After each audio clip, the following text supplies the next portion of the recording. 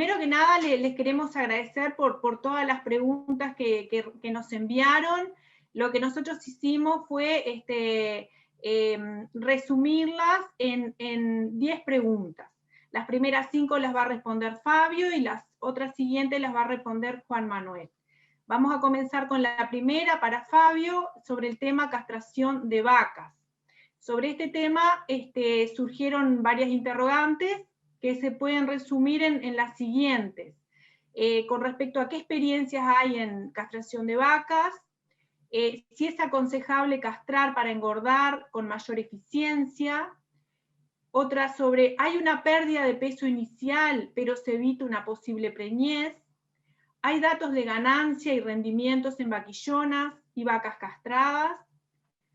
Así que adelante, Fabio. Recordar que esta pregunta fue realizada el año pasado, pero nos pareció ahondar un poquito más en los resultados. Los tienen en la página web de esta actividad, las respuestas documentadas y el material para referirse a ello.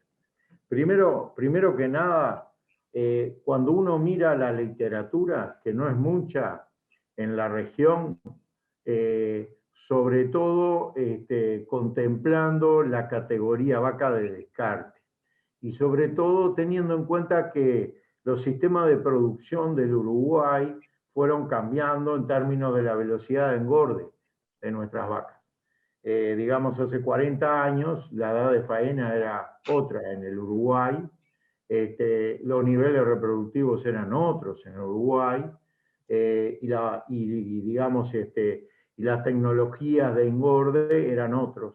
Desde aquellos trabajos, desde los 80 hasta nuestra realidad, se ha acelerado el proceso de engorde de vacas, ha aumentado el área mejorada y se ha incluido esta categoría también como parte de la producción de carne, tanto dentro del propio sistema criador, pero sobre todo en el proceso de invernada. Bueno, una de las ventajas que cuando uno ve la literatura y se intercambia con los productores y técnicos, está claro que tiene alguna ventaja desde el punto de vista de manejo, ¿no? Por el propio celo de la vaca y lo que ello implica desde el punto de vista de la posibilidad de castrarla y poderla manejar junto con otras categorías sin tener ningún inconveniente sobre esta categoría o sobre las otras, pero sobre todo desde el punto de vista de necesitar, por ejemplo, menos potreros, porque podemos juntar las vacas castradas con los novillos, o eventualmente con los propios toros, aunque evidentemente esto es no es que lo esté recomendando, pero es una de las categorías, uno de los argumentos a favor del uso de esta técnica, y creo que lo sigue siendo, porque de hecho hay productores que la aplican. En ese sentido, ya no hay solamente aquella técnica, digamos, que no intervenía solamente quirúrgicamente, sino que se podría, de una manera menos invasiva, poder cortar el ciclo extraer. Pero también ha habido nuevos métodos que no lo voy a desarrollar acá porque no me da el tiempo, pero lo que sí me queda claro es que hay distintos tipos de técnicas y también es muy importante el personal adiestrado en esto. Estoy hablando de médicos veterinarios encargados de estos procesos y sobre todo cuando involucran una intervención quirúrgica y donde pueden haber complicaciones ligadas a ello. Dicho esto, del punto de vista productivo, los primeros trabajos de esto, cuando uno lo ve a nivel mundial, se hacen sobre vaquillonas que van a corrales de encierre, que son implantadas con hormonas de crecimiento. Más hacia esta región, evidentemente, las hembras son invernadas de otra manera y cumplen un ciclo productivo tan importante y tan trascendental como lo acabo de mostrar a nivel país o a nivel productivo. Ahora, de toda la información que hay en el país y en la región, es muy contradictoria. Y sobre todo las últimas informaciones, digamos, de la década del 90 a la fecha, muestran claramente que no hay diferencias entre distintos tipos de sistemas de castración de vacas, menos o más invasivos, y desde el punto de vista de la ganancia de peso o del peso vivo final del animal, o de la terminación del animal, o de la conformación del animal. Por lo tanto, cuando uno mira los datos productivos, no está clara la ventaja de esta tecnología, y de hecho hay en algunos casos resultados negativos, fundamentalmente ligados a ese aceleramiento que les decía de la invernada, porque en la primera etapa, según el método que se utilice, puede haber una pérdida de peso momentánea, producto de esa intervención quirúrgica. Por lo tanto, también depende del largo del engorde de la vaca para que la vaca se recupere post-intervención y pueda terminar. Ahora también el engorde, dependiendo qué base forrajera, alimentación utilicemos, en general se está cortando. En resumen, estamos en una situación donde o es igual o inclusive puede llegar a ser peor según el tiempo de engorde que estemos hablando. De la calidad de producto, hay un trabajo fundamentalmente de la Facultad de Veterinaria reciente del año 2005, una tesis de grado que muestra claramente que desde la canal, en términos de su rendimiento, peso caliente, peso frío, características como el pH, color, terneza, etcétera, no tuvo ninguna implicancia el estar castrada o no castrada la vaca. Por lo tanto, hacemos las mismas apreciaciones como lo hicimos del nivel del sistema productivo. Desde el punto de vista del bienestar animal y los distintos componentes que lo hacen al bienestar animal y la creciente sensibilidad que hay con respecto a este tema, puede ser algún elemento a tener en cuenta, sobre todo con las maneras más invasivas, para que sea percibido de una manera negativa por el consumidor, también por los compradores enganchados con ese consumidor, y ni que hablar de un Uruguay que exporta más del 70% de lo que produce, y la vaca es parte de ese paquete de negocios.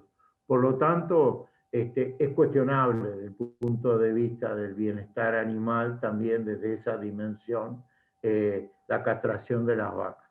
Desde el punto de vista económico, por supuesto, esto tiene un costo, hay un arancel para realizar esta actividad, y con la información que le acabo de dar del punto de vista productivo, desde el punto de vista del bienestar animal, con la excepción de aquellos establecimientos donde hay algunos inconvenientes en tener lugar para poder mantener separadas las categorías, estamos hablando que necesariamente podría tener una ventaja. Pero los resultados y las evaluaciones económicas no notan que sea un impacto económico generalizado el uso de esta técnica.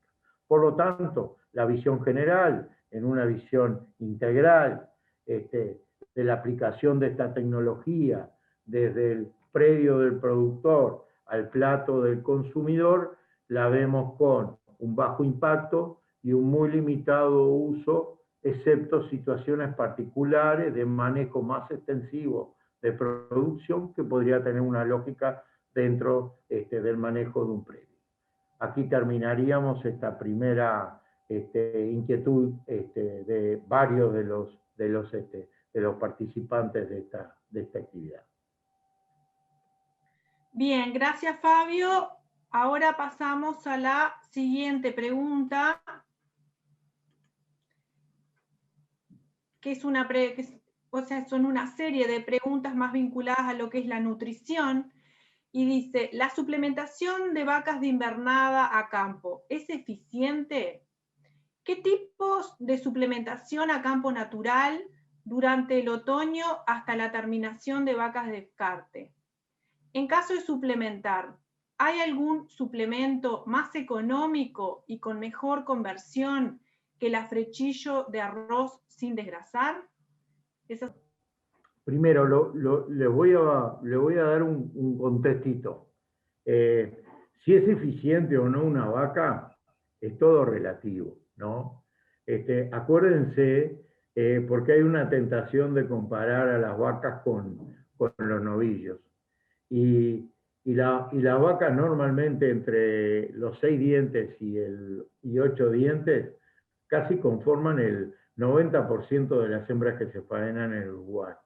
Entonces, ya tenemos un animal que tiene una edad determinada, totalmente diferente a los machos, donde todos sabemos que por suerte bajamos radicalmente la edad de faena entre 2 y 4 dientes. Entonces, son como dos aparatos productivos bien distintos porque están en distintos momentos de su vida productiva y de su ciclo productivo. Más allá de que uno es una hembra y otro es un macho, ya sea castrado o entero.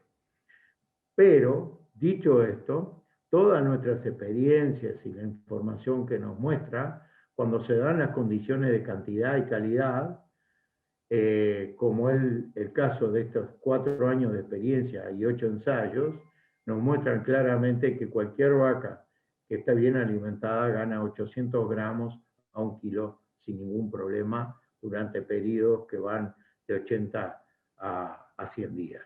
Eso era un elemento para tener en cuenta. Ahora, cuando estamos sobre campo natural y empezamos a meter los componentes que hacen al consumo y dentro de ese consumo el valor nutricional y el crecimiento de ese campo natural, lo tenemos que comparar con los requerimientos que tiene una vaca. Entonces, hicimos este trabajo que trata de utilizar simulaciones desde el punto de vista de los requerimientos para lograr que una vaca pueda ganar medio kilo de peso vivo, una vaca que tiene 440 al inicio de la invernada, ¿no? Y ahí necesitamos, desde el punto de vista de proteína, 900 gramos a un kilo, y de la energía neta necesitamos 25 megacalorías de energía metabolizable para lograr ese objetivo. Bueno, miren la primera trabajo de simulación. Ponemos un campo natural de basalto, que ustedes saben que tiene muy buena proporción de especies perennes y perennes invernales, con respecto a otras regiones, por ejemplo la Lomada del Este, y bueno, la calidad de ese pasto nos lleva a que las ganancias sean de 200 a 300 gramos por día, que nos lleva de 5 a 6 meses de invernada para llegar a vacas de 480, o sea, para lograr 40 kilos de peso vivo. Por lo tanto, ahí ya nos está marcando que desde el punto de vista de la producción y la calidad del campo natural, puede lograr invernar las vacas, pero va a ser un proceso bastante largo.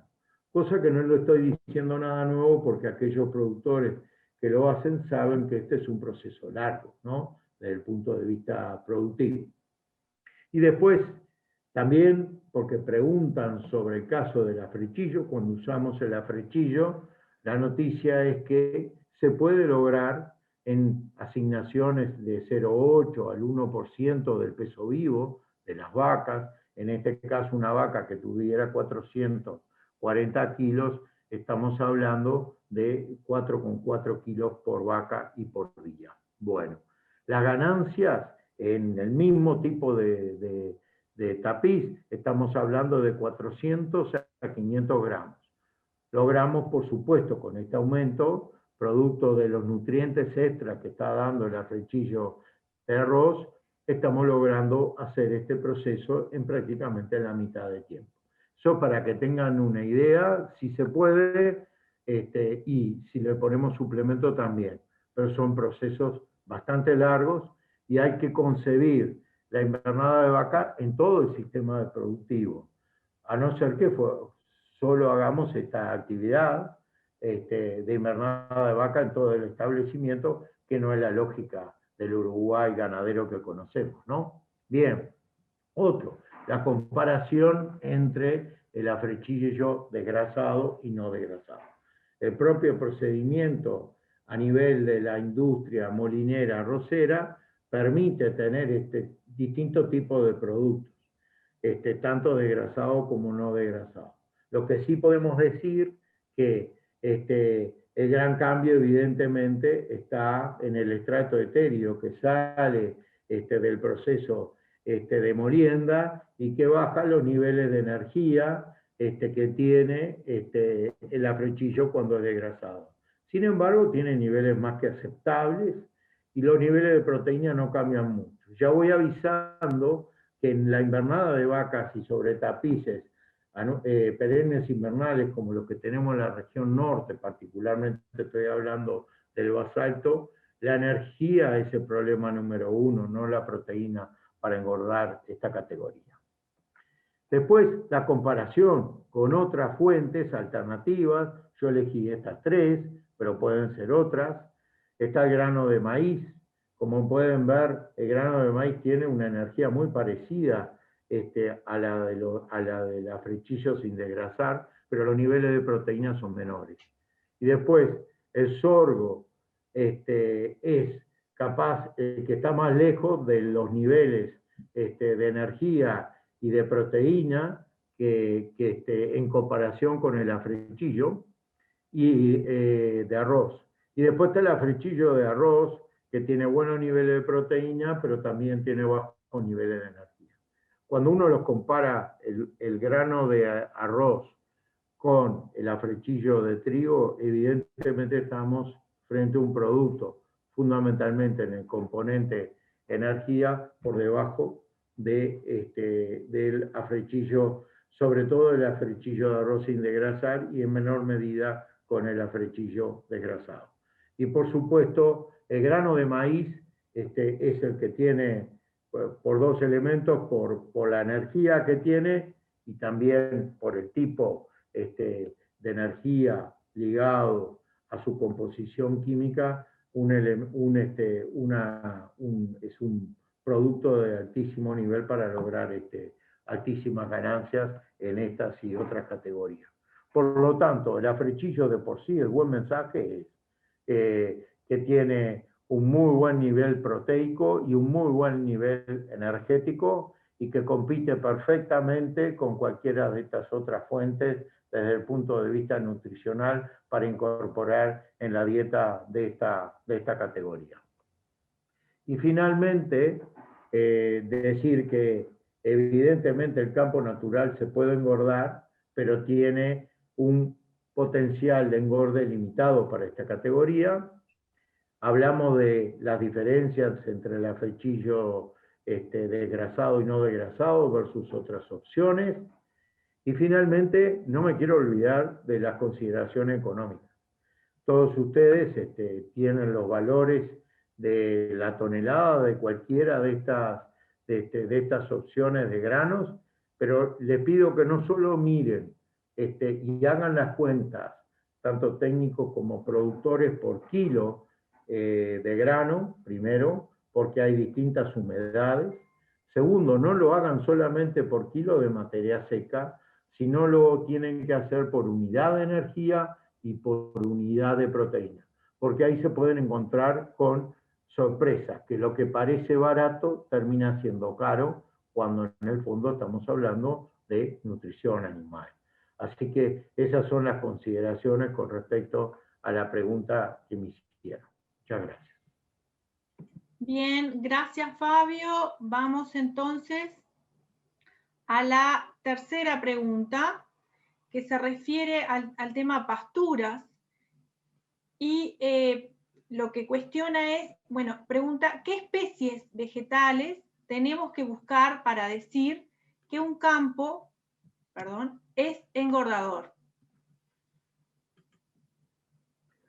Bueno, en cierta manera, la están viendo, ¿no? A la anterior, ¿no? ¿Sí? Sí. Bien, ahí está. Primero que nada, tenía la tentación de ir solamente a contestar la pregunta de las especies, pero me parece que es una versión reducida del tamaño del desafío, del tamaño de la oportunidad. Y ya vieron que antes le había hablado de el valor nutricional, tanto de la oferta del forraje, con o sin suplemento, y de los requerimientos de los animales. Entonces, esto es muy importante, saber qué contribuye cada uno de ellos en la trilogía de suplemento animal pastura. El consumo de forraje es algo muy importante en los sistemas ganaderos extensivos, no es tan fácil de estimarlo, y es motivo de debate continuamente en la academia. Imagínense en los técnicos cuando tienen que hacer presupuestaciones forrajeras. Otro elemento clave es la cantidad de forraje que tengamos para este proceso, ¿no? En una visión integral del engorde de vacas. Otro es el concepto de la selectividad. En términos generales, los animales eligen primero lo que tienen más accesible, pero dentro de lo accesible también eligen preferencialmente primero el material verde sobre el material seco. Mientras puedan hacerlo, las vacas tienen menores oportunidades por su sistema de consumo y cómo usan la lengua y después sistema dentario para poder cortar el forraje. En cambio, la oveja prácticamente hace un trabajo de bisturín por cada uno de los componentes de la pastura. Pero en concepto es, primero va lo verde que lo seco, y dentro de lo verde, primero van las hojas con respecto a los tallos. Y así sigue la secuencia. Y alguno que se cuela entre medio, que son fundamentalmente las malezas enanas, que son de altísimo valor, pero particularmente el ovino tiene la resolución de buscarlas, y ni que hablar las leguminosas. Por lo tanto, sorpresa cuando uno utiliza las tablas para estimar el potencial consumo y respuesta animal, por ende que va a tener un animal con respecto a lo que le da la pastura. Nunca dan los números porque hay selectividad de por medio. El animal elige dentro de ciertos contextos lo que él quiere, ¿tá? Por suerte Uruguay lo tiene estimado. La estructura de ese forraje no es lo mismo todo un frente de forraje integrado por componente verde que componente verde mezclado con un componente de restos secos. Y por supuesto las especies predominantes, como me preguntaban en esa pregunta. El otro elemento es solo para que vean lo que es la selectividad, lo que es el antes, lo que es el durante y lo que es el después. Capaz que no es muy nítida la foto, pero ahí se fueron todas las leguminosas, había trébol blanco dominando y parece que pasó selectivamente una maquinita que se llevó todo lo mejor, toda la crema de la pastura, para que vean que el proceso de selectividad hay que saberlo manejar a favor del ganadero. Y este es otro elemento para que ustedes vean. Voy a tomar solamente la primavera. Y aquí pueden ver las hojas, digamos, llamémosle verdes, que son el componente más importante que están aquí, ¿no? Son el componente más importante de la dieta de ovinos y de vacunos con respecto a lo que se oferta. Por lo tanto, aquí se demuestra claramente que los ovinos y los vacunos seleccionan las hojas con respecto a los tallos y ni que hablar con respecto a los restos secos. Esa es información propia de Uruguay. Y lo otro es la estructura. Voy a utilizar solamente la de abajo para mostrarles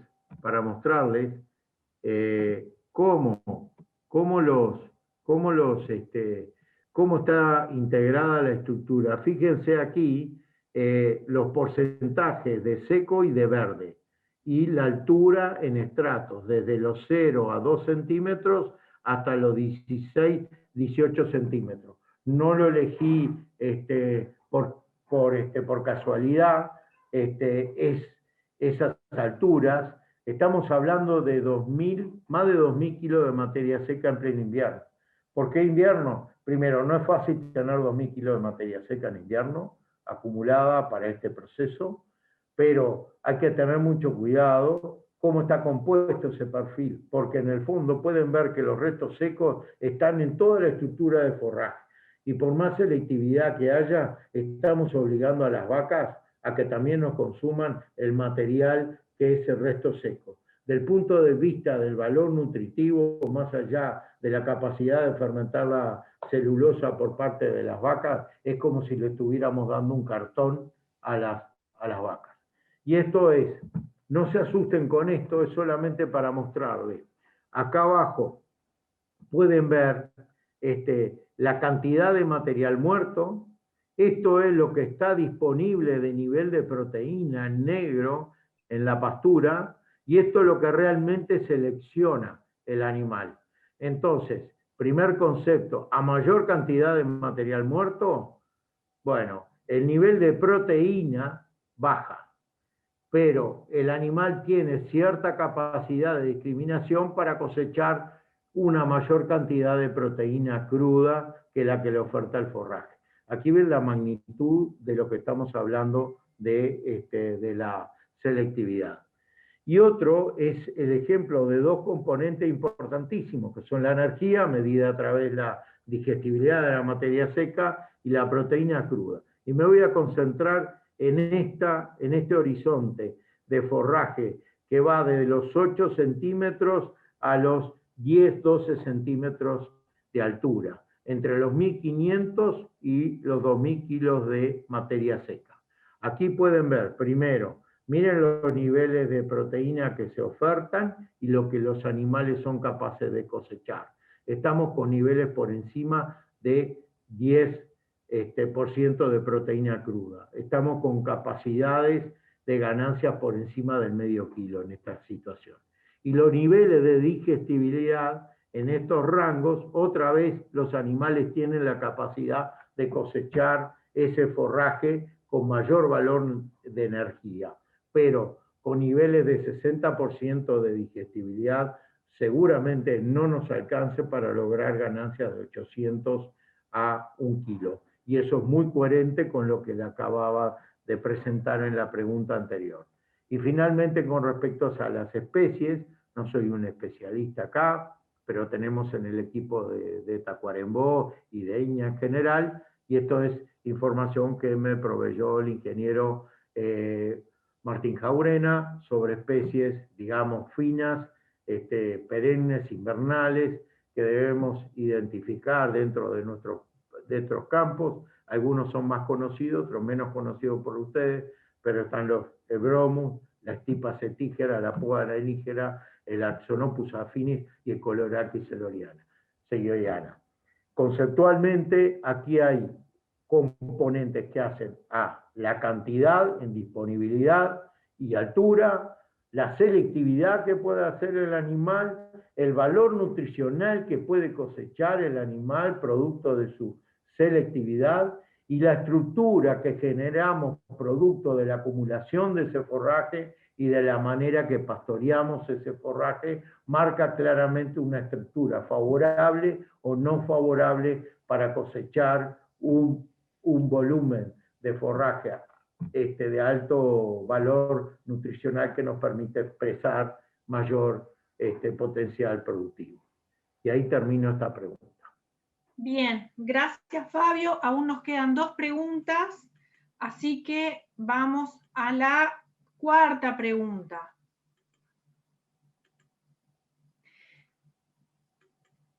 La cuarta pregunta dice así: ¿con qué tipo de pastura o verdeo se obtiene la mejor eficiencia de conversión sin usar suplementos?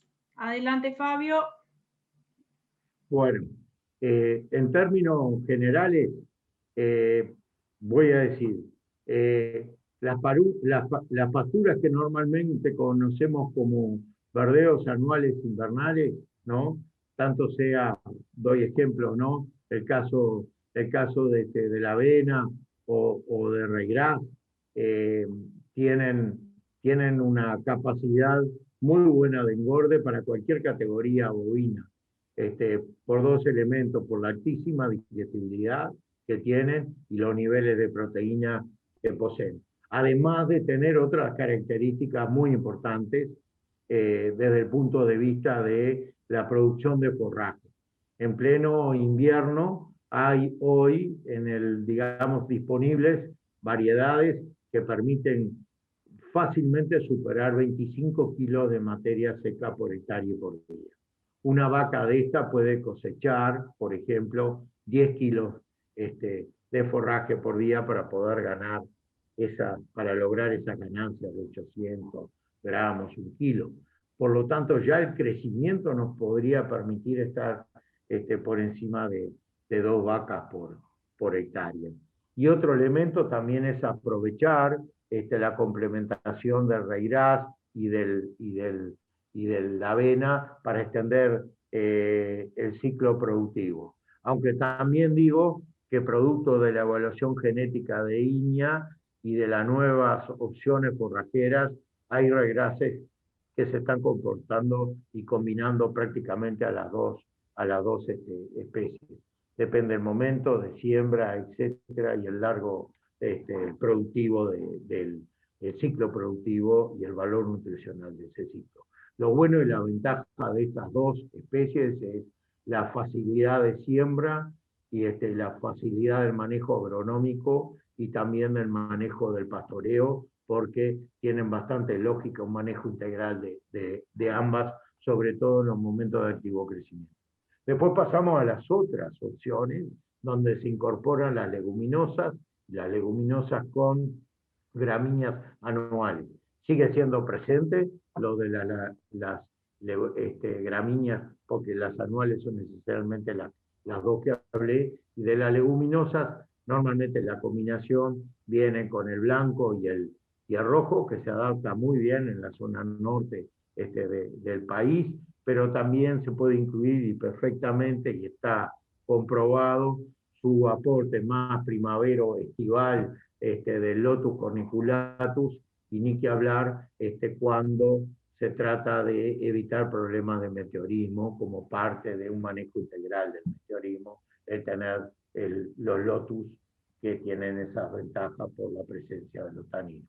Y después tenemos las pasturas perennes que, digamos, además de esta leguminosa que les dije, también están integradas por, digamos, gramíneas anuales invernales, donde destaco el rol de la festuca, que viene ganando lugar en el norte del país, y hay nuevas opciones, y bueno, y estamos muy conformes con la productividad. ¿Por qué le dije todo esto? Es porque realmente no tengo una única respuesta para ustedes. Lo que tengo son nichos productivos, lugares donde andan mejor las distintas especies y variedades dentro de las especies y combinaciones, y se tienen que adaptar al tipo de suelo, al tipo de manejo y al tipo de sistema productivo que voy a utilizar. Por eso no hay una única respuesta. La buena noticia es que hay arriba de la mesa hay cualquier plato para el productor desde el punto de vista del paquete tecnológico para poder utilizar esta base forrajera. Bien. Gracias, Fabio. Estaríamos yendo a la quinta pregunta, que se refiere a calidad del producto. Dice, ¿a qué peso y nivel de engransamiento las vacas tienen mayor rendimiento de canal? Primero, antes que nada, existe abundante información de esto, ¿no? Destacar los trabajos de Iña Tacuarembó, junto con el INAC, en todo lo que ha sido las auditorías de la carne, ¿no? Llevamos 3 hechas y hay mucha información caracterizado lo que es la calidad del producto a nivel industrial, tanto en la canal como los cortes y como la calidad de la carne. Y también, por supuesto, tenemos información sobre paneles de consumidores y sensoriales sobre el producto carne. En ese sentido, quiero basarme en la propia información de estos años y decirles que fue cuando uno logra canales de 240 kilos, digamos, en el gancho, no tenemos ningún problema para lograr una cantidad de ventajas desde el punto de vista de lograr con los estándares de los calibres que se requieren. También queremos destacar, no puedo hablar y presentar todo esto porque no es el objetivo, pero voy a tomar, por ejemplo, dos ejemplos, ¿no? En estos sistemas productivos, cuando llegamos a esos 480, 500 kilos y esos pesos de canal, llegamos perfectamente a los calibres. Voy a dar dos ejemplos. El lomo perfectamente llega al kilo 800 y el bife a los 3,5 kilos. Y todo el paquete, digamos, bife angosto, lomo y el cuadril pesan más de 12 kilos, y los cortes pistola, que son los de mayor valor, están por encima de 60 kilos. O sea que desde el punto de vista de la calidad de la canal y de los cortes, estamos frente a un producto de excelente calidad. Y después, del punto de vista de algunos de los atributos de calidad, voy a elegir algunos acá, no tenemos, con las buenas prácticas de manejo desde el establecimiento y dentro de la planta frigorífica, pasando por el transporte, perfectamente hemos logrado a las 48 horas bajar el pH por debajo de 5,8, con excelente conservación, inocuidad y calidad para lograr muy buena comercialización. Los valores de colores, del color de la carne y de la grasa, no han sido un problema realmente. Hemos utilizado el AU Smith, como de Australia, y claramente califican muy bien desde el punto de vista de los colores, evitando los amarillentos. No quiere decir que no los excita, pero haciendo bien las cosas desde el punto de vista productivo y con la edad de las vacas que trabajábamos, entre 6 y 8 dientes, no debería ser grandes problemas.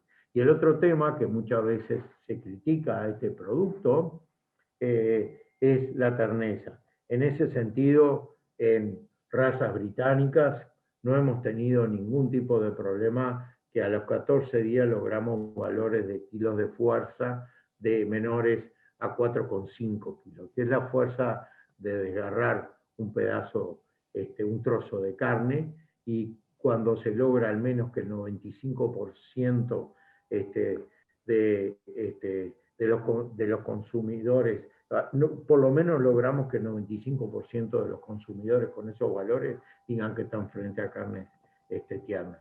Y bueno, cuando entra un poco la sangre cebuina, dentro del biotipo, claramente se necesita más días de maduración.